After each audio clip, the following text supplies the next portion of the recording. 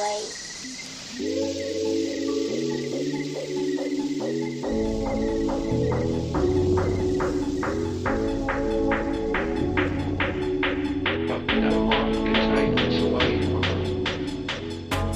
everybody. Welcome to another episode of the Find Your Model Health podcast, the official podcast for those looking to optimize their long-term health and weight goals. I am your host. I am Shemaine Linney. I am a nutritional therapist, integrative health practitioner, certified iridologist, and fitness specialist. I'm very happy to have you back with me for the first episode of 2024. This is also officially episode 302, which is crazy to think that I have put out 302 episodes jam-packed with information already. Time sure flies.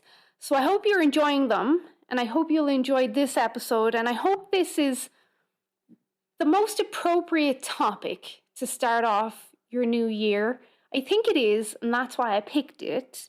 But before I go on, I have to remind you the information in these podcast episodes is for informational purposes only and should not be taken as medical advice. Please consult your health practitioner before making any lifestyle changes. So I wanted to discuss the idea of balance in this first episode of 2024. This topic is so important on your health journey, but also on your life journey, your career journey, relationship, whatever it is. You should always be looking for balance. And I speak about this a lot. And this is my main focus when I work with my clients and my students, is teaching them how to achieve balance, but also understanding like this is the most basic part of optimizing your health and your life, is achieving balance, especially when looking for not only results, but fulfillment and happiness. So I've broken this down into a few categories, of course, with an emphasis on health. But this goes right across the board. This is your whole life. It's not just health. You want to always have balance, and hopefully I cover most of the aspects or the most important aspects of the concept of finding balance.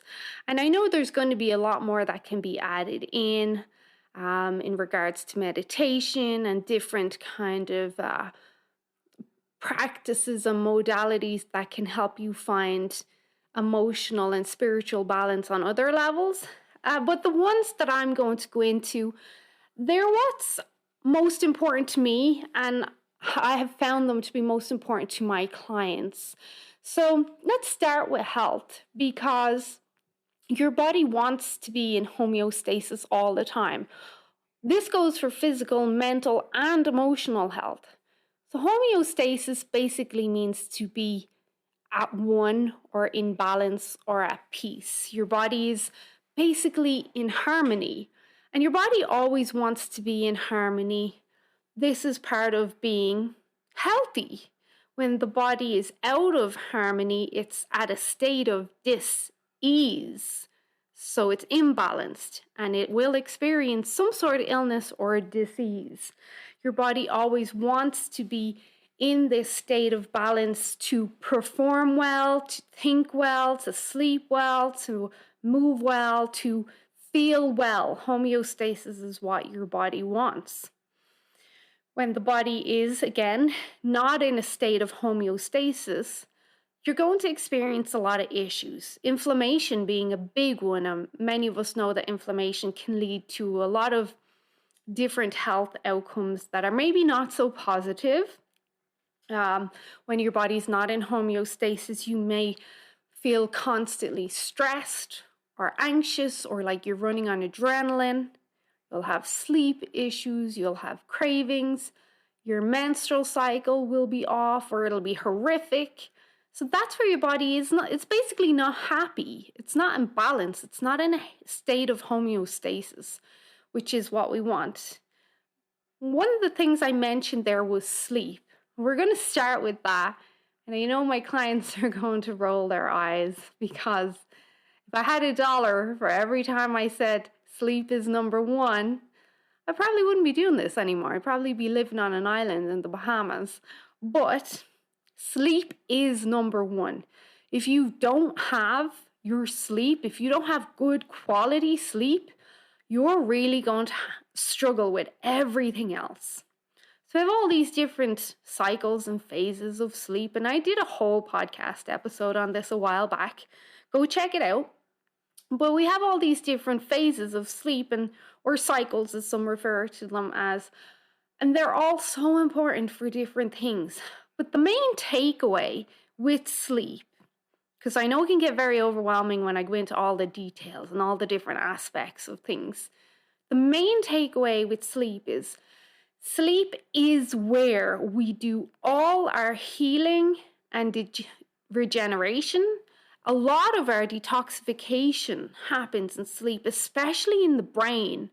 So if you've had a very stressful day and you've had a lot of, shall we say, gunk and toxins and inflammatory proteins built up in your brain, it's during sleep that we get rid of them and we clean up the brain, especially that deep quality sleep. And don't even get me started about dreaming. Dreaming is so important. You want to dream a lot, take my word for it. But sleep, it is number one. When your sleep is not good, you don't need me to tell you this.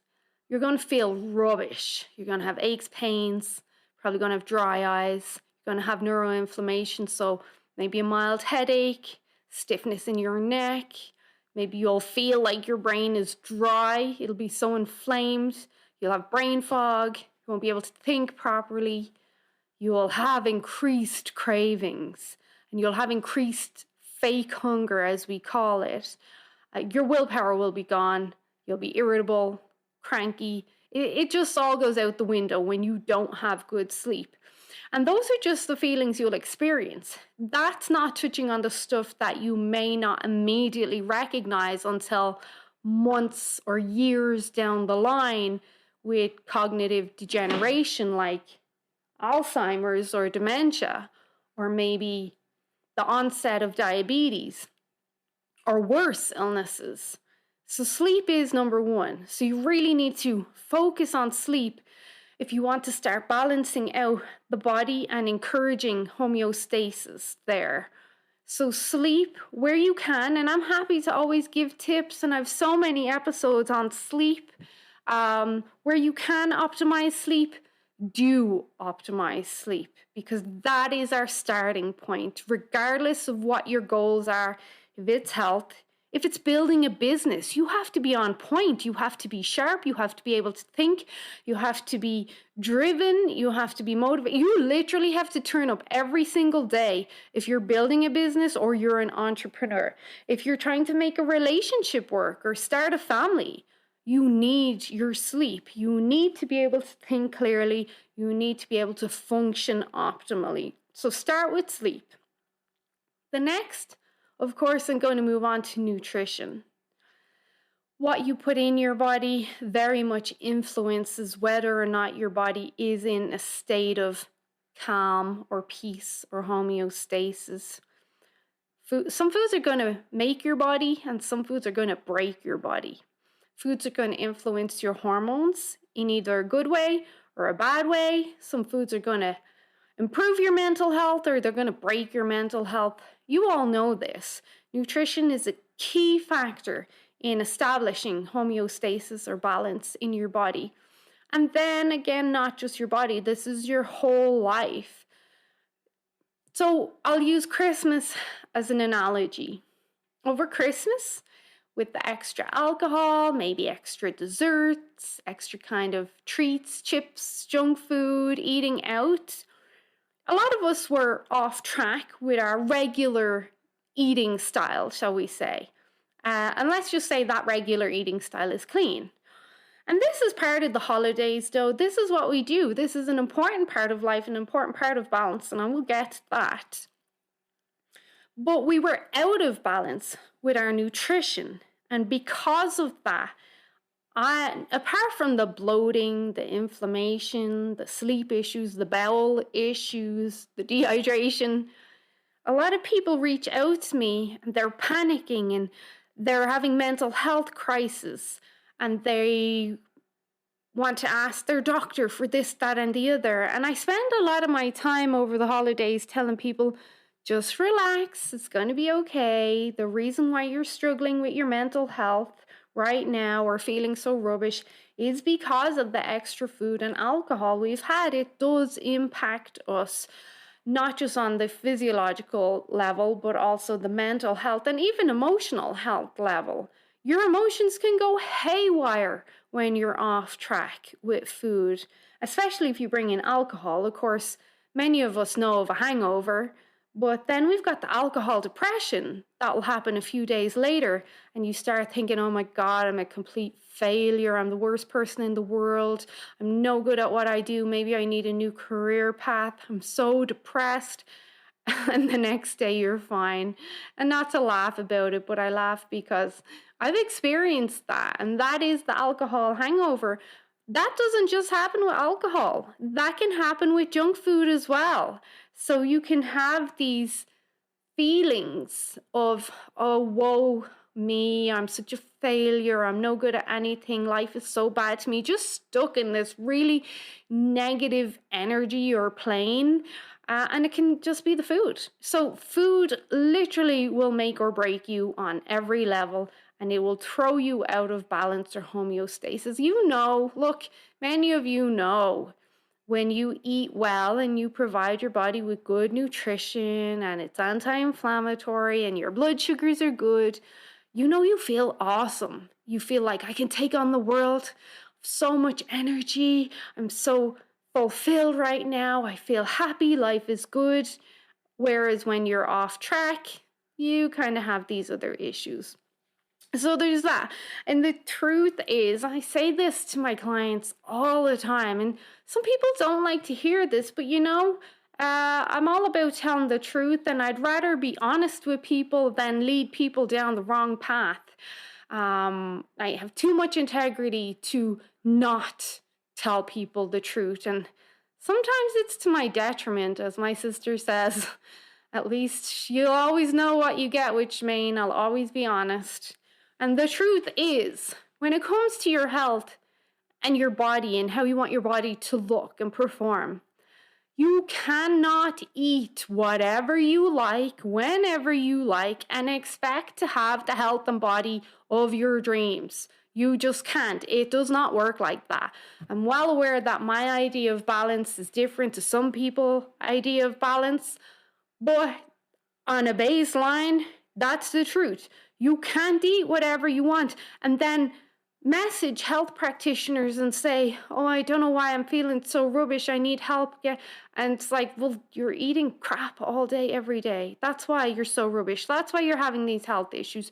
You just can't do that. And you know, that's not me just saying that. That is biology. You, again, if you just eat whatever you want and you're constantly eating bad food or eating rubbish, you're going to feel like rubbish. And that's the truth. And that's on every level. The amount of people that reach out to me for support around hormones or worried about their hormones, if they just addressed their nutrition, they would see huge improvements in their hormones. And yes, it is that simple. So next is exercise. And what I just said holds true for exercise. I love to exercise. It makes me feel so good. And I'm pretty sure it makes everybody, well, most people feel so good once they get into it. The biggest struggle with exercise, as most people know, is like getting your shoes on or getting started. Exercise is the same. You can't just go for a walk once a week and expect to be healthy when it comes to exercise, yet the rest of your time you're watching Netflix or playing computer games. exercise should dominate your life each day. And I don't mean the exercise that we're doing like workouts or in the gym all day, every day. I mean, you need to move regularly. The human body was designed to move. Our primal, because it's still a very primal body, was designed to get up and go and burn calories and pivot and crawl and climb and move, lift things overhead and bend down low. Like, that's what the body was designed for. The body was not designed to sit in front of a TV or computer all day, every day. Now, I know certain circumstances, people's job requires them to sit a lot of the day, but there's ways around that. There's tips and tricks that I've given out to my clients, even just moving your neck side to side, drawing your ear to your shoulder, that can help. Draw your chin to your chest, that still counts as movement. Tapping your toes or your feet, like there's a lot you can do. So it's moving across the day. It's not just exercise. If you are mostly sedentary, that's going to be contributing to a lot of the aches and pains and stiffness that you have, but also circulation issues, cellulite, detoxification issues, skin issues. Yeah, you do need to exercise.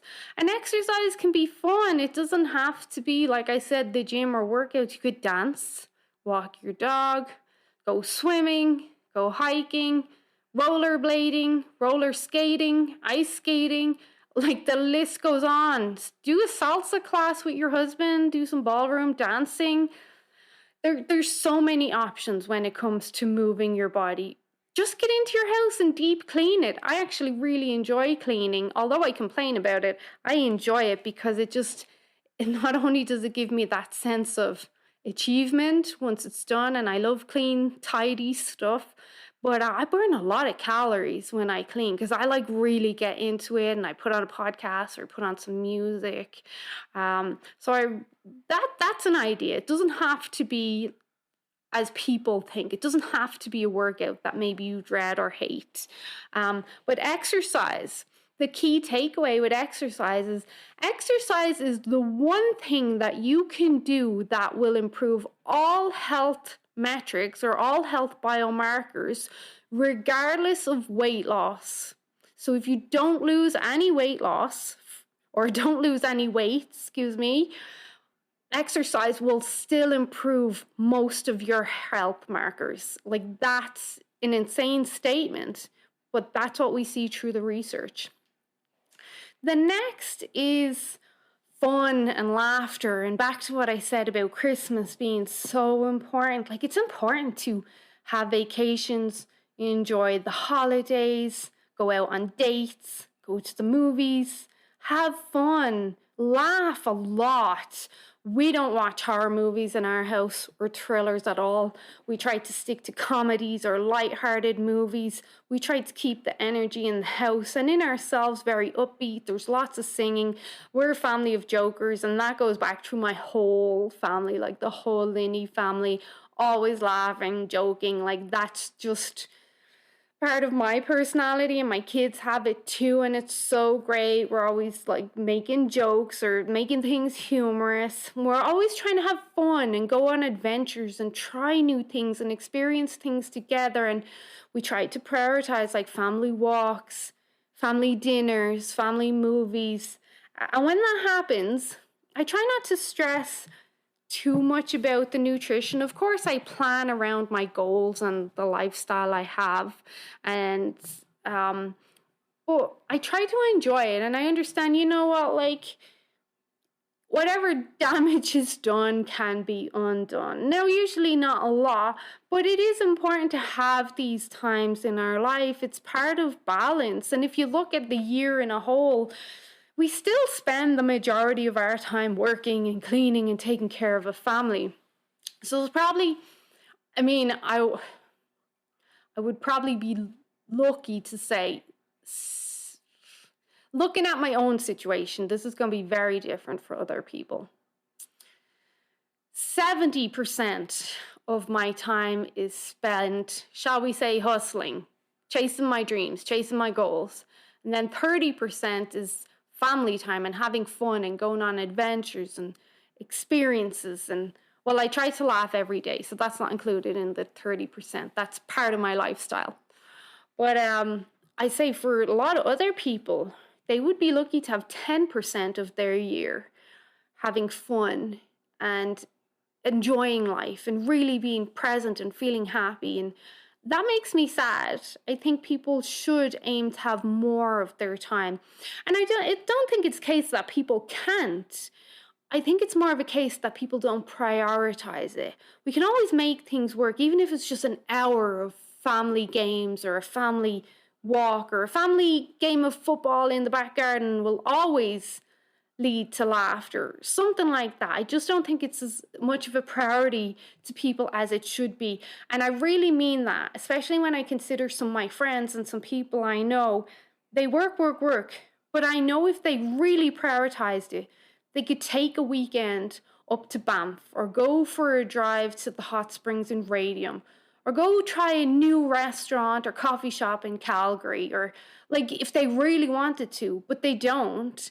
And that's where it comes back to priorities. And I know not everyone has the luxury, but again, it could just be as simple as a family game of football or go try a new coffee shop. It doesn't always have to be elaborate vacations or stuff like that. So prioritize fun and laughter. It's a big part of finding balance in your life, but also in your health. There's a lot of research that shows us, and I know this, most people know this quote, like laughter is the best medicine. Every time I think of that movie with Robin Williams in it where he's a doctor and he makes the kids laugh. I can't remember what the name is. If you remember, post it in the description or the comments. But laughter, there's so much research showing that laughter really helps the body heal and regenerate and supports the immune system, supports the adrenals. A lot of people have adrenal issues. And if it supports the adrenals, guess what? It will support your thyroid and metabolism. So time to start prioritizing fun and laughter. Make it a part of your life. Make it a part of your balanced life this year. And that leads me to the next topic or category, which is downtime. Sometimes you just need downtime. Sometimes you just need to rest. You don't need to go on these adventures. You don't need to hustle. You don't need to work out. Sometimes you just need to rest your body, let it recover, let it heal, let it push down inflammation. This is where we sleep. This is where we rest. This is where we recover and we regenerate. You got to plan in this downtime. I was only saying to my husband earlier, his body seems to be pretty stressed. And I said, you know what? You're going to have to plan 5 to 7 days now coming up soon where you take a break from working out and you just rest, just let your body rest. Because he works hard, but he also exercises a lot. I may be the driving factor behind that, but I do encourage him to rest. And sometimes we do need that. I know I said don't spend all your time watching Netflix, but sometimes you do need to put on a movie that you enjoy. Of course, that's going to be Alice in Wonderland for me. I really like the live action Cinderella movie as well, just saying. But sometimes it is that, with a cup of tea, hot bath, some candles. Like, we don't prioritize enough downtime, especially us moms. Now, this is not to say men, you do nothing. Men work very, very hard to provide for their families and take care of their kids, support their wives. But women, we just juggle everything. And now we're expected to have careers and businesses and always expected to be doing something as well as taking care of the kids and the house and cooking and cleaning and all. And then we find at the end of the day, oh my God, I did nothing for myself today. I didn't get any downtime at all. Like, some people are lucky, or some women are lucky if they get a chance to have a coffee in peace in the morning. So start prioritizing that downtime. Even if it's only once a week, even if it's your Sunday, that you reclaim your Sunday. Okay, Sunday evenings are just for me. Once I have everything done and ready for the new week, I'm going to make myself a cup of tea. I'm going to read a book or a magazine. I'm going to go for a walk and listen to a podcast. Then I'm going to come home. I'm going to run myself a nice hot Epsom salt bath with some essential oils, light some candles, Maybe play some classical music, get to bed early, like that. Make it happen. Make it happen, ladies, because you will thank me when you do. It makes such a difference. And that leads us into the next category of love. Part of love is, as cliche as this sounds, loving yourself, and that includes self-care. Self-care includes that downtime. Take care of yourself. It's okay. Don't feel guilty if you go to get your hair done or get your nails done, or if you just want an hour to yourself locked in the bathroom. Take care of yourself. And part of self-care and self-love is nutrition. It is feeding your body the nutrients it needs to heal and be optimal. It is movement. It is exercise. It is sleep. It is fun and laughter. It's everything I've just listed. This is all self-care. This is self-love. This is loving your body. This is helping your body be in balance. But there's also love for others. Maybe you have a partner, husband, boyfriend, fiance. Maybe you have kids. Maybe you have family members that you're very close to. I have my sister, I have my kids, my husband. But what if you don't? Well, maybe you have a dog or a cat or a rabbit or a horse. I have one client and she is madly in love with her horse, and it makes me so happy to see her so happy with that horse. Find love somewhere. Maybe you emigrated to a different country and you have nobody. Maybe you could volunteer at an old folks home or something and find love there, or even love for your plants. Like, just make sure you're experiencing love on some level. Love is so important for health and maintaining balance there and throughout your life. The next thing is do hard things. Don't always pick the easy path. We can't always be easy on ourselves. We do need to challenge ourselves. We do need to push ourselves to do hard things. We need to exert some sort of restraint and discipline. It helps to build character. It helps to build self-confidence. More importantly, it helps to build self-trust. A lot of people have never thought about this concept before. But a lot of people don't trust themselves. They don't trust that they're making the correct decision for their life, for their career, for their health. They don't trust that they're able to stay on track, or they don't trust that they can get to their goals. They just don't trust themselves. But pushing yourself to do hard things, do the uncomfortable things, do stuff you don't want to do. And that is going to build so much character, so much confidence, so much trust in yourself. That's going to build that self-belief that we hear about so much, people not believing in themselves. That's what that's going to do. Also, when we look at motivation, obviously at the start of the year, this topic comes up a lot. Look, you don't just come across motivation. It just doesn't fall out of the sky and land in your lap. You have to build motivation, and that requires you to do the hard things, turn up every day, get those results. And when you keep that momentum going and you are consistent, guess what comes with that? Motivation and excitement. And that will keep that kind of results ball snowballing. So do hard things. Don't always pick the easy path. You don't want to be a soft person. You don't. You want to be resilient. This is a hard world on every level.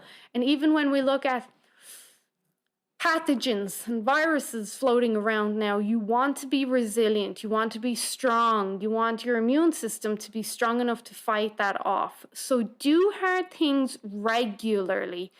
Even if it's just stop eating 4 hours before bed. Go for that walk in the cold. Fast when you don't want to. Eat the green vegetables even though you'd rather eat fries.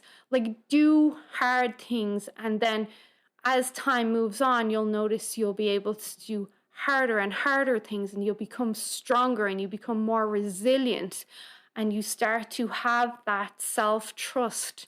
And your willpower, it just gets easier. You almost don't need willpower anymore.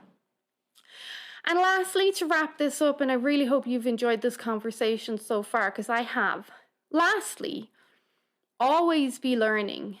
Commit to being a lifelong learner. It's so important. And it can be anything. It doesn't have to be health. Obviously, I teach about health, and health is important for everybody. Learn how to plant a garden. Learn how to make sourdough bread. Learn how to paint. Learn how to read. A lot of people don't know how to read. They can't silence their brain long enough to read a book for a couple of minutes. Learn how to talk. Maybe you could become a motivational speaker. Maybe you could share your story of struggles. Just constantly be learning right up until the day you die. Not only does it keep your brain healthy, but it gives so much enlightenment and can lift your vibrations so high and really encourage that balance throughout your whole life. And these categories, like I said at the beginning of the podcast, there's other areas that can help you with finding balance or finding your zen, finding homeostasis and peace in your body. Meditation being one, yoga another, gardening. I love gardening. Baking is a big one for me. I find a lot of peace baking. But I've listed the ones that are most important to me and what I feel are relevant to my clients. Of course, if you've any more ideas, please list them in the comments or the description. But I hope you found this helpful. I enjoyed this episode. I enjoy most of my episodes. But I feel like the universe, the angels guided me to cover this topic today for you to help you put things in perspective and start this new year on the right foot. So, as always, take care, friends. If you liked this episode, please like, share, subscribe if you haven't done already. Feel free to leave me a review on whatever platform you listen to this on. It really, really helps a lot. Just those few seconds or minutes that it takes to leave a review on any podcast. It helps any podcast a lot. And also, if you would like to buy me a coffee or donate to the podcast, you can buy me a coffee. The link will be in the podcast description. Okay, I'm going to let you go. I appreciate you for listening. I hope you enjoyed this. Chat to you guys soon and Happy New Year.